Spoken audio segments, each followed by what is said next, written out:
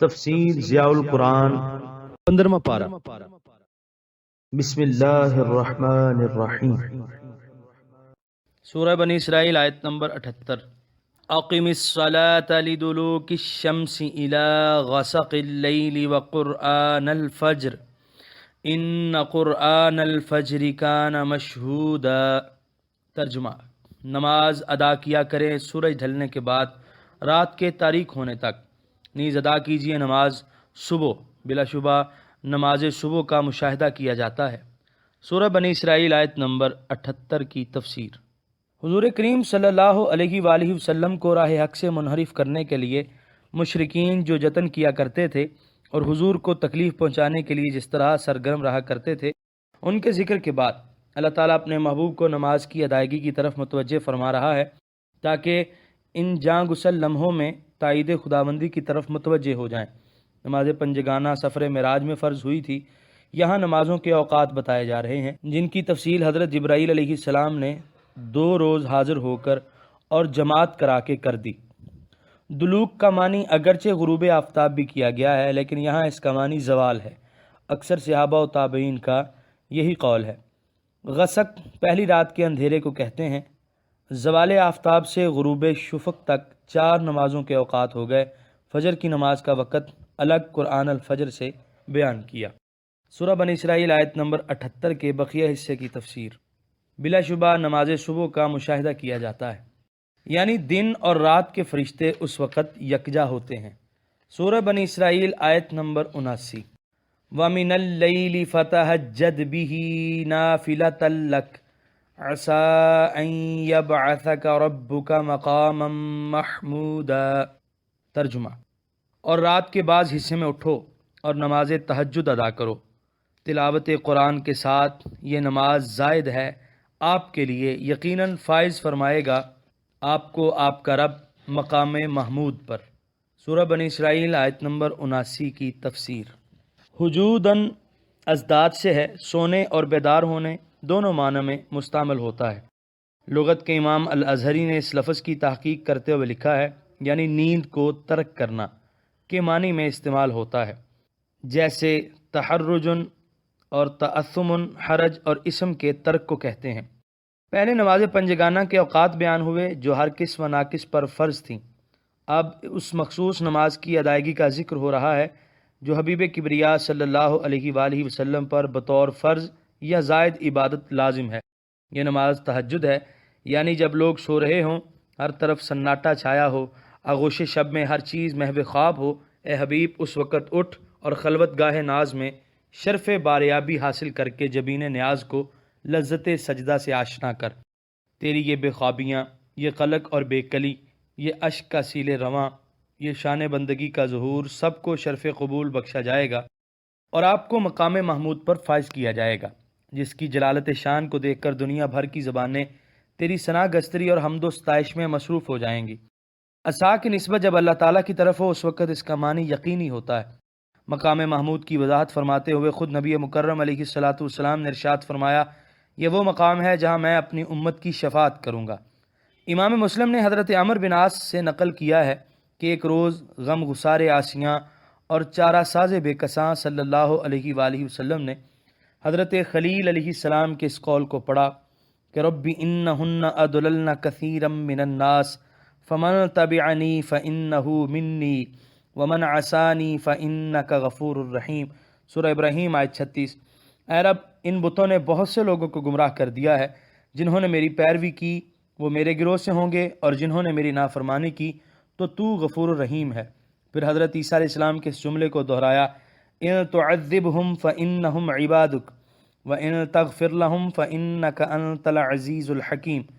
سورہ مائدہ آیت نمبر 118۔ اگر تو ان کو عذاب دے تو وہ تیرے بندے ہیں، اور اگر انہیں بخش دے تو ہی عزیز و حکیم ہے۔ پھر حضور صلی اللہ علیہ وسلم نے اپنے مبارک ہاتھ اٹھائے اور عرض کی، امتی امتی ثم بکا، اے میرے رب میری امت کو بخش دے، میری امت کو بخش دے۔ پھر حضور زار و قطار رونے لگے۔ اللہ تعالیٰ نے فرمایا، جبرائیل میرے محبوب کے پاس جاؤ اور جا کر میرا پیغام دو، اے حبیب ہم تجھے تیری امت کے بارے میں راضی کریں گے اور آپ کو تکلیف نہیں پہنچائیں گے۔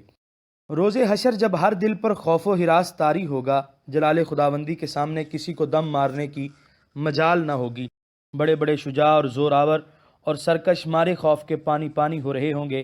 ساری خلق خدا آدم علیہ السلام سے لے کر حضرت کلیم تک کا دروازہ کھٹکھٹائے گی، لیکن کہیں سنوائی نہ ہوگی۔ آخر کار حضرت عیسیٰ علیہ السلام کے پاس پہنچے گی اور ان سے شفاعت کی ملتجی ہوگی۔ آپ جواب دیں گے کہ میں تو خود آج لب کشائی کی جسارت نہیں کر سکتا، ہاں تمہیں ایک کریم کا آستاں بتاتا ہوں جس پر حاضر ہونے والا کبھی نامراد واپس نہیں لوٹا۔ جاؤ اللہ تعالیٰ کے محبوب محمد مصطفیٰ صلی اللہ علیہ وسلم کے پاس اور وہاں جا کر عرض حال کرو۔ چنانچہ سب بارگاہ محبوب کبریا صلی اللہ علیہ وسلم میں حاضر ہوں گے اور اپنی داستان غم پیش کریں گے۔ حضور سن کر فرمائیں گے آنا لہا، ہاں میں تمہاری دستگیری کے لیے تیار ہوں۔ حضور عرش عظیم کے قریب پہنچ کر سجدے میں گر جائیں گے، اپنی پاک اور مطہر زبان نور سے سبوح و قدوس رب کی حمد و ثنا کریں گے۔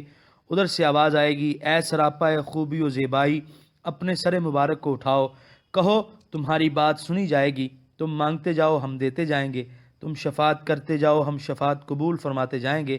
اس طرح شفاعت حبیب سے اللہ تعالیٰ کی رحمت بے پایاں کا دروازہ کھلے گا۔ علامہ قرطبی اور دیگر مفسرین نے قاضی ابو الفضل ایاز سے نقل کیا ہے کہ حضور پر نور صلی اللہ علیہ وآلہ وسلم 5 شفاعتیں فرمائیں گے۔ نمبر 1 شفاعت عامہ، جس سے مومن اور کافر اپنے بیگانے سب مستفیض ہوں گے۔ نمبر 2 بعض خوش نصیبوں کے لیے بغیر حساب کے جنت میں داخل کرنے کی شفاعت فرمائیں گے۔ نمبر 3 وہ معاہد جو اپنے گناہوں کے باعث عذاب دوزخ کے مستحق قرار پائے جائیں گے، حضور کی شفاعت سے بخش دیے جائیں گے۔ نمبر 4 وہ گناہگار جنہیں دوزخ میں پھینک دیا جائے گا، حضور شفاعت فرما کر ان کو وہاں سے نکالیں گے۔ نمبر 5 اہل جنت کے مدارج میں ترقی کے لیے سفارش فرمائیں گے۔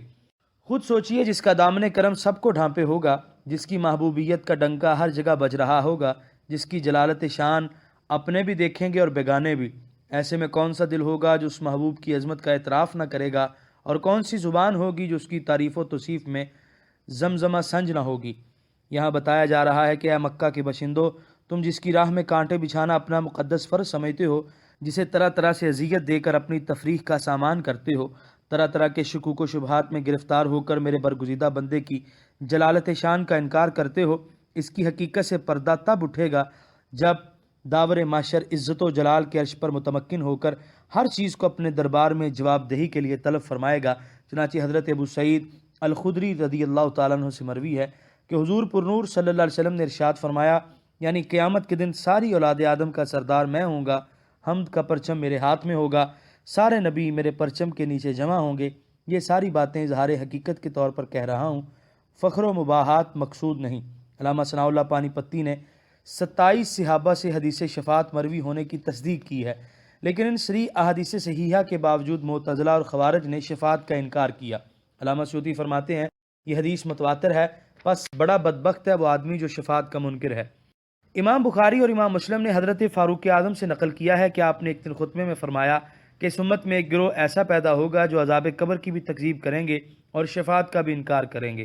آج سے پہلے بھی اس کا انکار معتزلہ اور خارجیوں نے کیا، اور آج بھی ایک طبقہ بڑی شد و مت سے اس کا منکر ہے، اور جب دلائل صحیحہ کے باعث انکار نہیں کر سکتے تو شفاعت کا ایسا مفہوم بیان کرتے ہیں جس میں شان مصطفیٰ کا انکار پایا جاتا ہے۔ لیکن انہیں یہ جسارت کرتے ہوئے اس بات کا خیال رکھنا چاہیے کہ جو آج شفاعت کا انکار کرے گا وہ کل اس سے محروم کر دیا جائے گا۔ سورہ بنی اسرائیل آیت نمبر 80۔ وَقُلْ رَبِّ أَدْخِلْنِي مُدْخَلَ صِدْقٍ وَأَخْرِجْنِي مُخْرَجَ صِدْقٍ وَاجْعَلْ لِي مِن لَّدُنكَ سُلْطَانًا نَّصِيرًا۔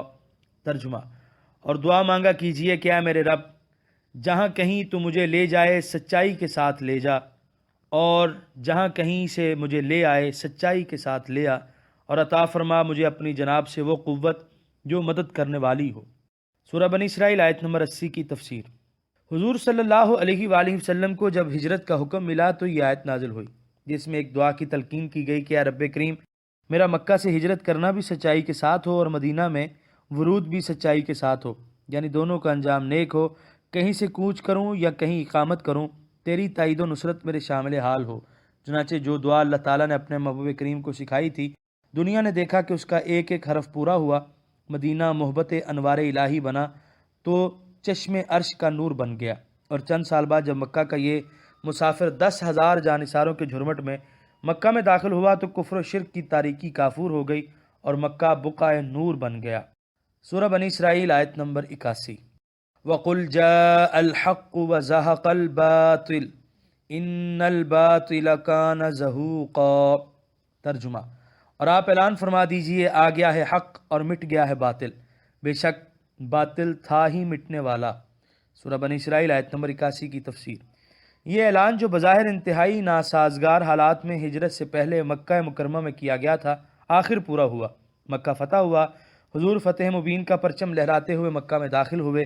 کعبہ جو ایک عرصہ دراز سے ایک بت کدہ بن چکا تھا، جس میں سینکڑوں بتوں کی پرستش ہوتی تھی، حضور اس جگہ تشریف لے گئے۔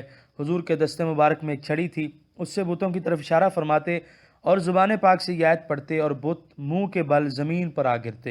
اس طرح پھر حق کا بول بالا ہوا اور باطل پسپا ہوا اور رسوا ہوا۔ سورہ بنی اسرائیل آیت نمبر 82۔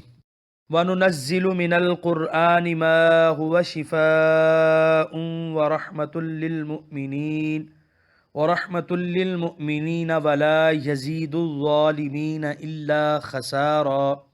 ترجمہ، اور ہم نازل کرتے ہیں قرآن میں وہ چیزیں جو باعث شفا ہیں اور سراپا رحمت ہیں اہل ایمان کے لیے، اور قرآن نہیں بڑھاتا ظالموں کے لیے مگر خسارے کو۔ سورہ بنی اسرائیل آیت نمبر 82 کے پہلے حصے کی تفسیر۔ یعنی انسان ذہنی، قلبی، روحانی، جسمانی اور اخلاقی جن جن بیماریوں سے دوچار ہوتا ہے، اس نسخہ کیمیا میں ان تمام روگوں کے لیے شفا ہے۔ غفلت کی کدورت، شک و ارتیاب کی تاریکی، کفر و شرک کی نجاست اس کے فیض سے سب دھل جاتی ہیں۔ ضرورت صرف اتنی ہے کہ اس کو دیانت داری سے اپنا خضر راہ بنایا جائے، پھر اس کی رحمت کے چشمے علم و عمل کے کھیتوں کو سراب کرتے ہیں اور رشک صد ارم بنا دیتے ہیں۔ سورہ بنی اسرائیل آیت نمبر 82 کے بقیہ حصے کی تفسیر۔ اور قرآن نہیں بڑھاتا ظالموں کے لیے مگر خسارے کو۔ لیکن جو لوگ اس پر ایمان نہیں لاتے اور جو اس کو پہچانتے ہی نہیں اور اس کے پہچاننے کی کوشش بھی نہیں کرتے، ان کی بدبختی میں اضافہ ہوتا ہے اور ان کا مطلع حیات تیرہ و تار ہو جاتا ہے۔ سورہ بنی اسرائیل آیت نمبر 83۔ وَإِذَا أَنْعَمْنَا عَلَى الْإِنسَانِ أَعْرَضَ وَنَأَىٰ بِجَانِبِهِ وَإِذَا مَسَّهُ الشَّرُّ كَانَ يَئُوسًا۔ ترجمہ، اور جب ہم کوئی انعام فرماتے ہیں انسان پر تو وہ بجائے شکر کے منہ پھیر لیتا ہے اور پہلو تہی کرنے لگتا ہے، اور جب پہنچتی ہے اسے کوئی تکلیف تو وہ مایوس ہو جاتا ہے۔ سورہ بنی اسرائیل آیت نمبر 83 کی تفسیر۔ یہ دنیا دار المحن ہے۔ انسان کو اپنی زندگی میں مختلف قسم کے حالات سے واسطہ پڑتا ہے۔ کبھی عزت و وقار کا آفتاب نصف النہار پر چمک رہا ہوتا ہے، راحت و مسرت کی چاندنی ہر طرف نور برسا رہی ہوتی ہے، امیدوں کے غنچے کھل کھل کر پھول بن رہے ہوتے ہیں، جو قدم اٹھتا ہے کامیابی کی طرف اٹھتا ہے، ہر تدبیر ہم آہنگ تقدیر معلوم ہوتی ہے، اور کبھی رنج و غم کا اندھیرا چھا جاتا ہے، حزن و ملال کی اداسی ہر طرف دامن پھیلائے ہوتی ہے، جدھر رخ کرتا ہے محرومی اور نامرادی کا سامنا ہوتا ہے، ساری آرزویں حسرتیں بن کر رہ جاتی ہیں، ہر لحظہ بدلنے والے ان حالات میں ہر انسان کا رد عمل یکساں نہیں ہوتا۔ اس آیت میں الانسان سے مراد وہ انسان ہے جس نے قرآن کے نور سے اپنی شرائع حیات کو منور نہیں کیا ہوتا۔ بتایا جا رہا ہے کہ ایسا انسان دولت و اقتدار کے زمانے میں سرکش اور نافرمان بن جاتا ہے اور اپنے پروردگار حقیقی سے یکسر منہ موڑ لیتا ہے، اس کی دی ہوئی عزت و دولت، صحت کو اس کی نافرمانی میں صرف کرتا ہے، لیکن جب غم و اندوہ کے بادل گھر کر آتے ہیں تو سارا نشہ حرن ہو جاتا ہے اور اس کی ساری نخوتیں ختم ہو جاتی ہیں اور وہ سطح زمین پر اکڑ اکڑ کر چلنے والا مایوسی و ناامیدی کے ایک ہی جھونکے سے خزاں زدہ زرد پتے کی طرح اڑنے لگتا ہے اور حالات کی ناسازگاری کے سامنے بڑی بے بسی سے ہتھیار ڈال دیتا ہے۔ آپ خود غور فرمائیے، جو شخص قوت و اقتدار کے زمانے میں آمادہ فتنہ فساد ہو جائے اور حالات کی ذرا سی تبدیلی پر دل ہار کر بیٹھ جائے، وہ کسی طرح اپنی قوم، اپنے وطن اور اپنی ذات کے لیے مفید نہیں ہو سکتا۔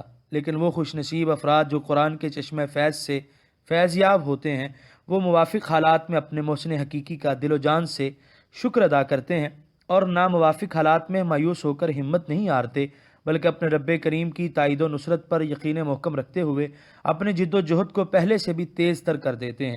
یہ ہے وہ کردار جو ہدایت قرآن سے محروم رہنے والے لوگوں کا زندگی کے مختلف مراحل میں ہوتا ہے، اور یہ ہے وہ کردار جس کی تشکیل قرآن کرتا ہے۔ سورہ بنی اسرائیل آیت نمبر 84۔ قُلْ كُلٌّ يَعْمَلُ عَلَى شَاكِلَتِهِ فَرَبُّكُمْ أَعْلَمُ بِمَنْ هُوَ أَهْدَىٰ سَبِيلًا۔